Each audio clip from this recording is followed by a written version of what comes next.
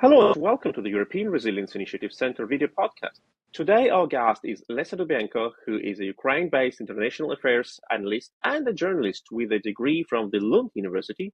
She writes for the Financial Times, Political Europe, Atlantic Council, and the Kyiv Post. Welcome, Lesia. Thank you for inviting me. Lesia, you have written recently a story for the Washington Times arguing that so-called Israel model of defense, which is popular in Ukraine, is not what suits Ukraine's needs and cannot be seen as a potential solution for Ukraine's security. Could you elaborate what is Israel model from the point of view of the Ukrainians and why does it fit to Ukraine? Well, I'm not sure that it speaks to Ukrainians anymore after what's happening in Israel and Gaza, because obviously it's kind of being put into use right now, right? So you are actually testing it, what it looks like in reality, because on paper it looks good, right? On paper, the U.S. is supposed to be providing military assistance to its ally and weapons, whatnot. But in reality, you see that the situation is a little bit different, with Congress being unable to approve that aid, which is actually which is supposed to go to Ukraine and to Israel. And it's been like that for almost half a year now, I guess, right? So it's since October when this drama started originally.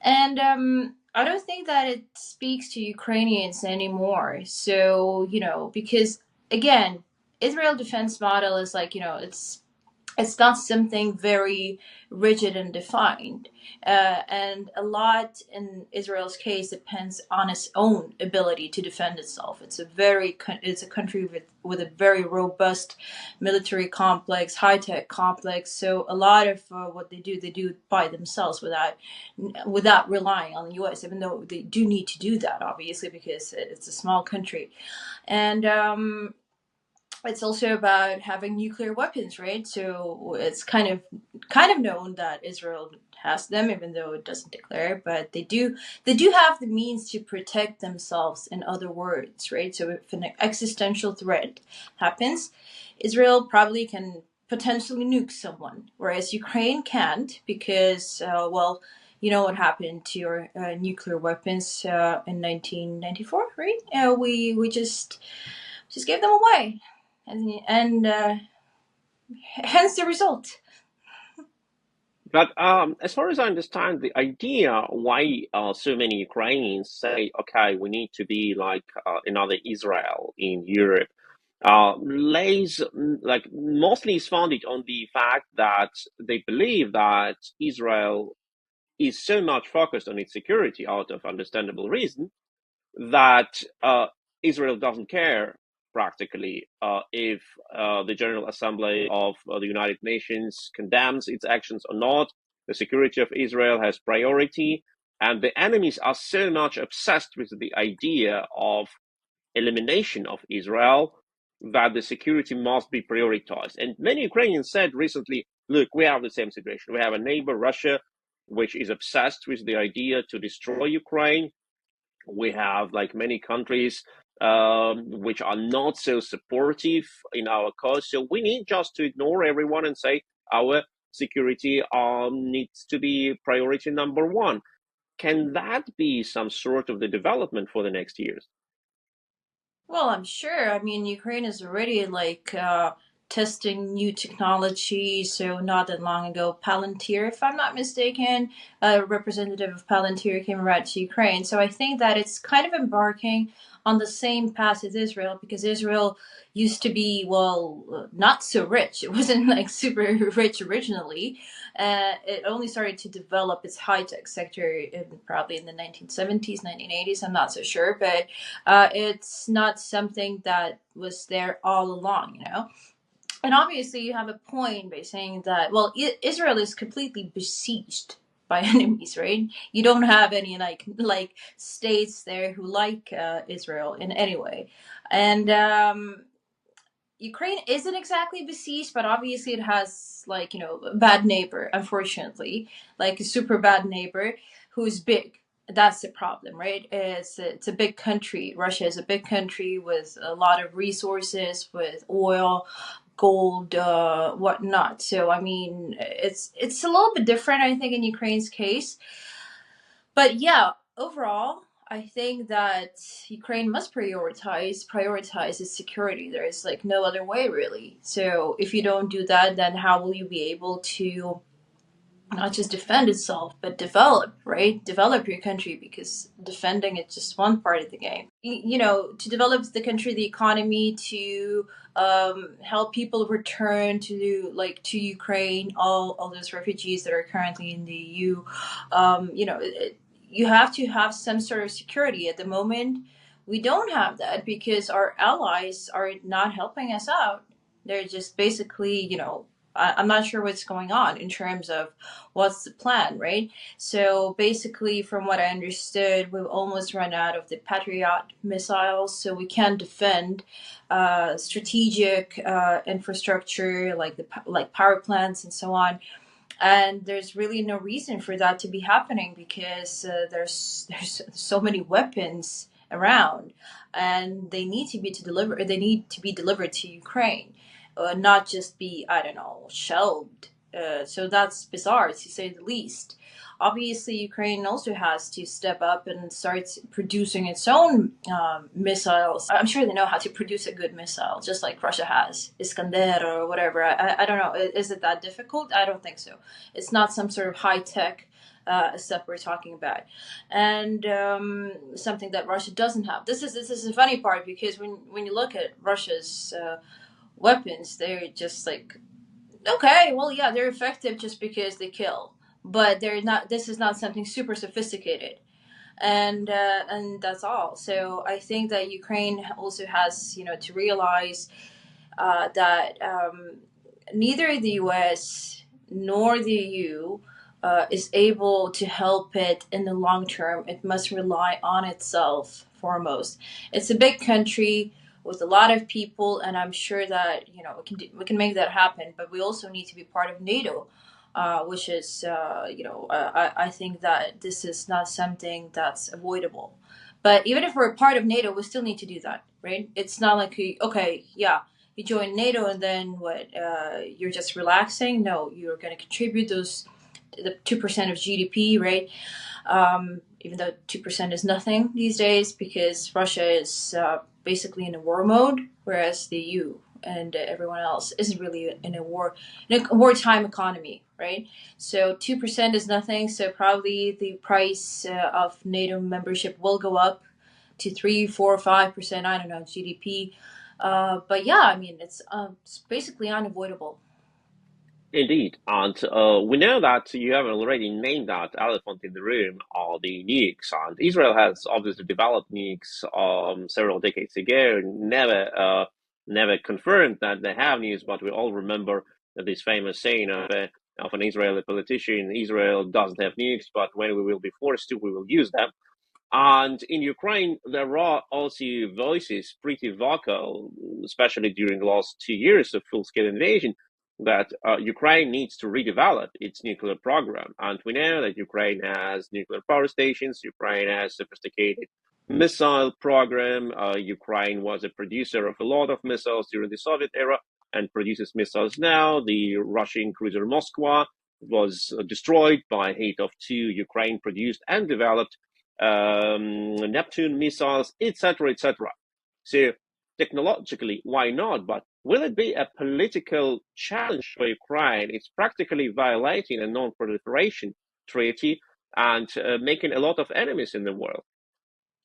Honestly, who cares? We need to think about ourselves foremost. I don't care who likes it or not. If this is like, I don't understand why Russia, which has nukes and everything else, is allowed to bomb us and kill us, but we can't strike oil refineries or something else. Honestly, I absolutely don't care what other things, like other think, or about any treaties whatsoever when it comes to defending my country and its people. And I think that obviously we should actually redevelop those nukes. And it's just something that makes sense to me, right? Why not?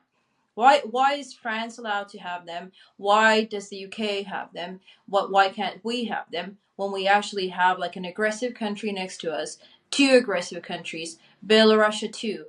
And I really don't see any reason why. And I understand why Israel behaves the way it behaves, because if it were to listen to all the advice that people give it, it would just not exist.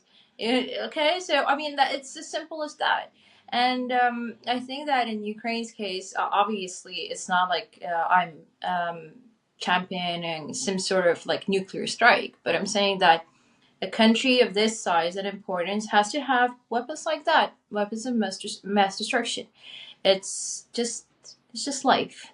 So maybe somebody won't like it, but come on. I'm more concerned about people who die, people being subjected to air raids every day. Kharkiv is almost, I don't know, completely destroyed. Is this okay? It's not okay. And I think that the only response is strength. What else? What, you're gonna like have a little conversation with Putin or somebody else? Right. Okay. That will be effective. So what I'm saying is that ultimately you do need to develop weapons that will help you feel secure. Golda Meir, a famous leader of Israel, said once, "It is better to receive letter which criticize you than letters of condolence." And that is obviously the only choice Ukraine has now, either to get attacked further or to develop strength for what it can be criticized, but who cares after all? But there is another one component of the Israel model which is also being under discussion in Ukraine, and that is a conscription of females, of women.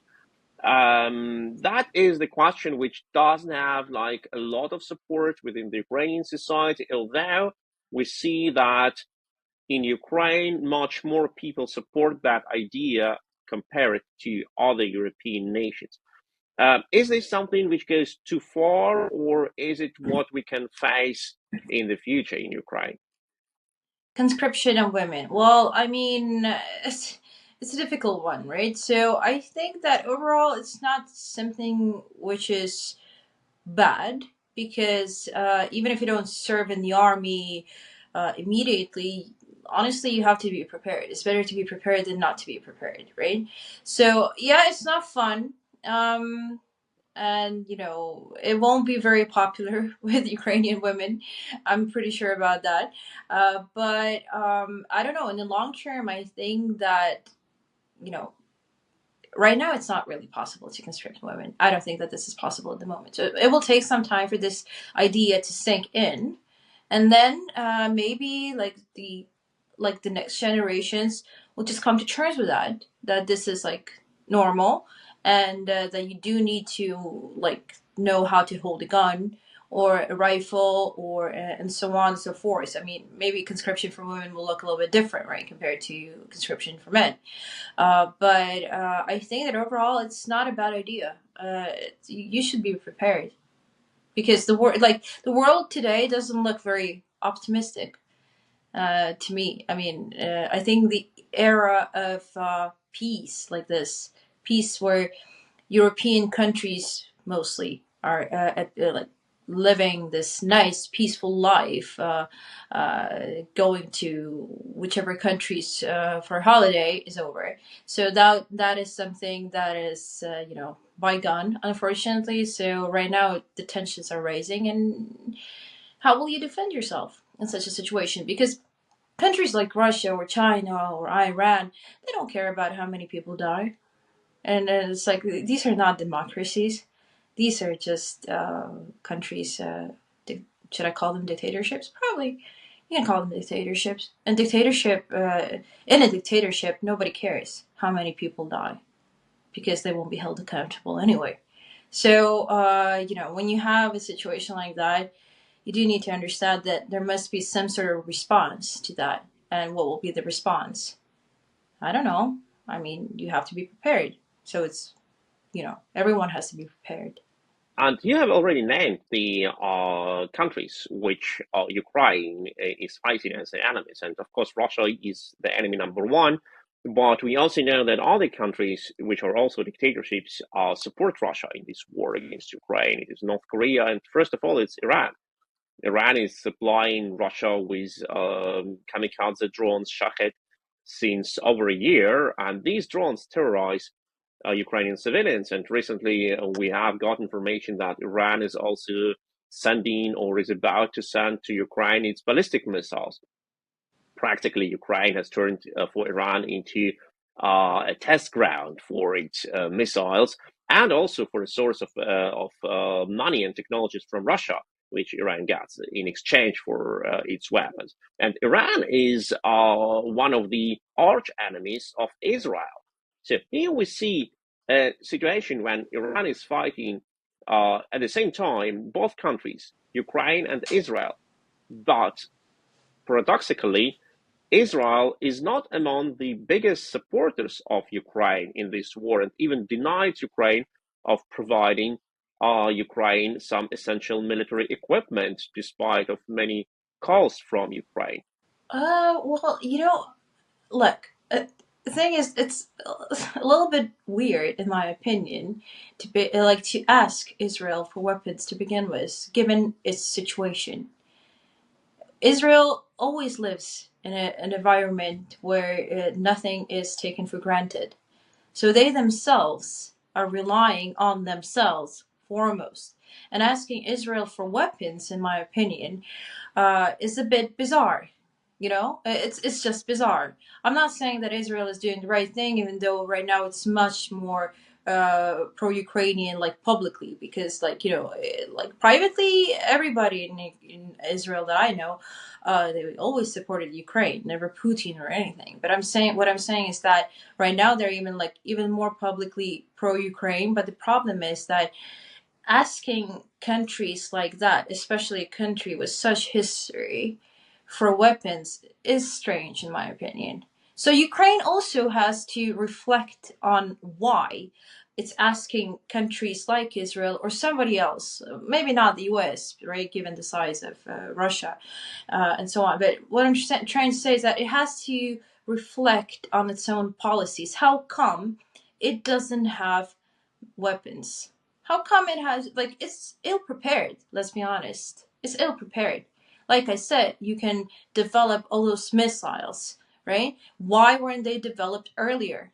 Neptune or something else, or whatever, some kind of Iskander emulator, I don't know. Doesn't matter. What I'm trying to say is that Ukraine is a big country with a lot of Soviet era technology left over. So I think was very possible. So what happened? Well, you know, life happened, I guess. I don't know, because it's just strange, in my opinion. So I think that this is something that Ukrainians also need to think about, because asking countries around the world for weapons is so endeavor.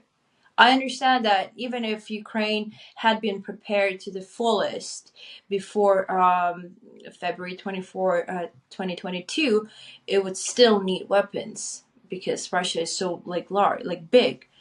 But come on, you do need to, like, what? You can't produce some kind of javelin stuff or something alike? Of course you can.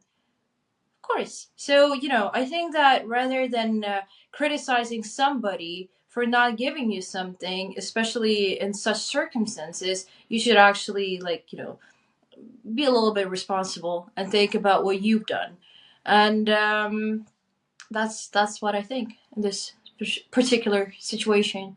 Well, we know indeed that Ukraine was not, or Ukrainian society was not a society which was pretty fascinated about military spendings before the full-scale invasion.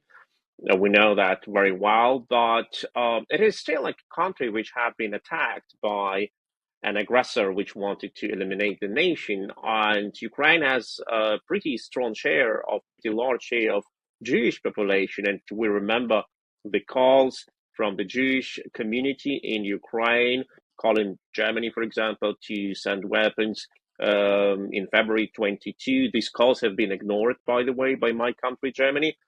And there are like still, I can understand what you mean. Israel is under constant threat and cannot jeopardize its own security. But don't you think that it was a little strange that, for example, the Israeli embassy in Ukraine constantly pushed the stories of Ukrainian anti-Semitism, etc., despite all the statistical facts that in Ukraine there is the lowest level of anti-Semitism in the Central Europe, and the representatives of the Jewish community, like Joseph Zizels of Ukraine, the head of Association of Jewish Communities, many times stated that there is no such problem compared to neighboring countries with anti-Semitism in Ukraine. But still, Israeli embassy and foreign ministry push that narrative, which after all helped Putin to start this war. This is the first time I hear this. I mean, I honestly don't know how to reply to this question because I haven't seen those narratives. I would say that what I saw once, that's definite, is that I saw that they actually shared a picture, like a cartoon, which compared Israel and Ukraine in the sense that we are united like by the same thread, that Ukrainians are defending themselves, the Israelis are defending themselves. So I'm not really sure how to comment.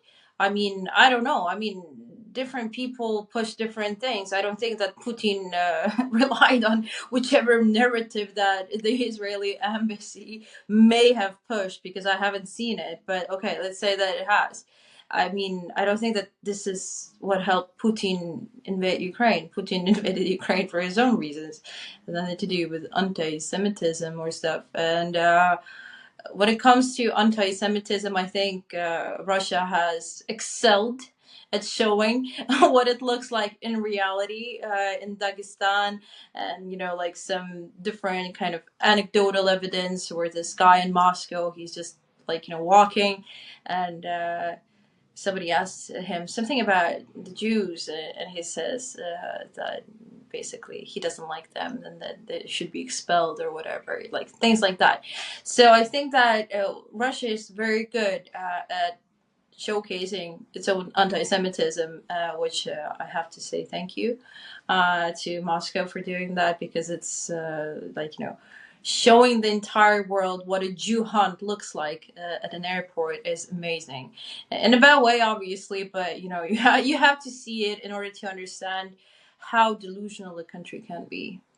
Hmm. Indeed, the pictures which we received from Moscow, they were, and not only from Moscow, from other regions, were pretty much saying, as well as the statements by Vladimir Putin himself and Foreign Minister Lavrov, as Lavrov said that Adolf Hitler was a Jew attacking Jews, or that as Putin complained that the Russian citizens who immigrated to Israel during the full-scale invasion must change their names to Jewish-sounding names. That is a typical German Nazi propaganda, who forced the Jews to change their names into what the Nazis believed is sane name, like marking a person as a Jew. That are all examples of what Russia's official anti-Semitism looks like. But coming back to Israel-Ukraine relations, do you think that in the future we could see more cooperation between our two countries, or will they go their own ways as it used to be before? Well, I think it's already happening to an extent, right? So the Israel's UN ambassador, he said that Ukraine is an ally publicly. So he is. I mean, Israel supported all of the key resolutions at the UN. So one mustn't forget about that. So, but it's also like, when it comes to Israel, the problem why they're so kind of maybe, trying not to take like avert sides is because they host many people, many Jews from Russia, right? So many Jews from Russia have repatriated, like it or not, but that's a factor. And it's something like, it's something that is also kind of maybe stopping them from fully saying that, okay, we support only this. I'm not saying that they support Russia. I haven't really seen any support whatsoever for Russia. It's more like they want to, you know, like I said, in private talks, everybody says that they're pro-Ukraine, which I believe is true because I went to Israel too, and I saw like support for Ukraine. It's just that the country with such history and such problems and population being repatriated, because even Salavyo, he's an Israeli citizen, right? So it's kind of difficult to do something very major in a situation like that, but they're still they're still taking sides, and they took a pro-Ukraine side, and they are like, from what I know, they're already helping with some systems, so early detection systems, right? Missile detection. So I think in the future, more cooperation will occur. But right now, basically, we're in the same boat, right? We're all both waiting for aid from the US, and it's not being approved. And that's a problem, right? And it's a problem because in Israel's case, which, Israel is a much richer country than Ukraine, and they have huge lobby in the US, and still they are unable to unlock that specific aid, worth something like $14 billion, right? So right now we're in the same boat. So it's not like we can send something to Israel or Israel can send something to us, because because right, we're at war. So when you're at war, like, the primary person, so to speak, that you should be relying on is yourself. Let us hope that this cooperation will continue. As you mentioned, the both countries are democracies which are in their existential fight for their right to exist against autocratic regimes which wish nothing else but a genocide. And that is what unites Ukraine and Israel to a certain extent. Thank you so much. It was Lesia Dubenko, who is a Ukraine-based international affairs analyst and a journalist with a degree from the Lund University. She writes for the Financial Times, Political Europe, Atlantic Council, and the Kyiv Post. Thank you, Lesia, for having been with us today. Thank you so much. And don't forget to like, to share, to subscribe to this channel, and to wait for the next interview.